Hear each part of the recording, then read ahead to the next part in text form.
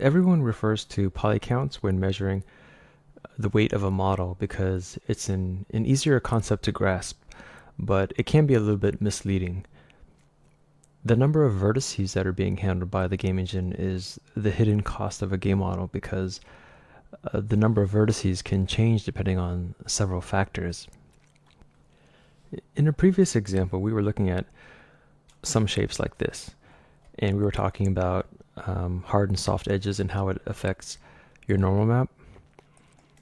And as far as performance goes, hardening an edge is a lot like making a UV split because separating your UVs makes the vertex count double in those areas. But let's take a look at how that works with the normals first.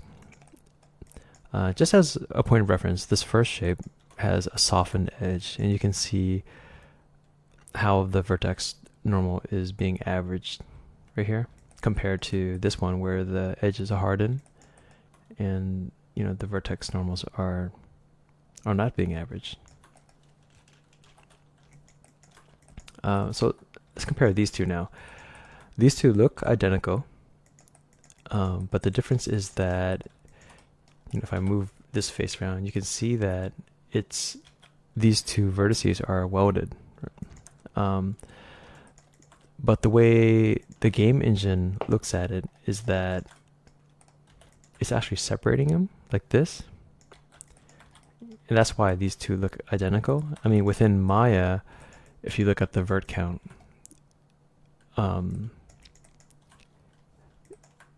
it's going to be 6. But in the game engine, it would be more like this, where it would be 8, because it's split here.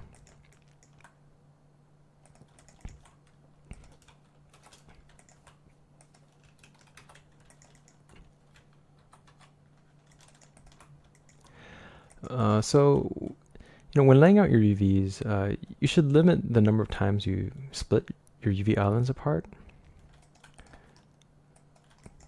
I know before I was talking about how I had split the hand off of the arm to make it easier to pack, and things like that are simply okay in most cases.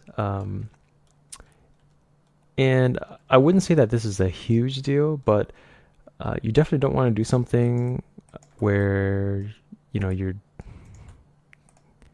trying to go for something like this where this is an extreme example and no one would ever do this, but if you laid out your UVs where you had a zillion little UV islands, then the hit that this inflicts on performance is much greater. If you take a look at before, if you look at the number of UVs here, it's 2265, and then after this, it's almost 4,000. And you can see even here, if you were to look at up here, the number of vertices being displayed is 1850, but the number of UVs is 2265, and that's just because of the way I've split the UV islands apart. That number is going to be higher than the number of vertices.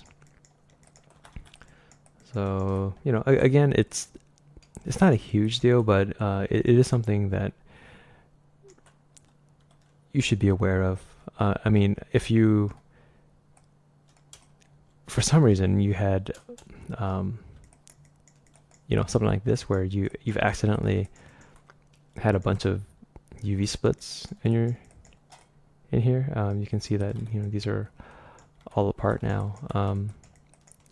That can be something that I would be concerned with, and I would want it to be cleaned up and have it only split on the edges where it's necessary.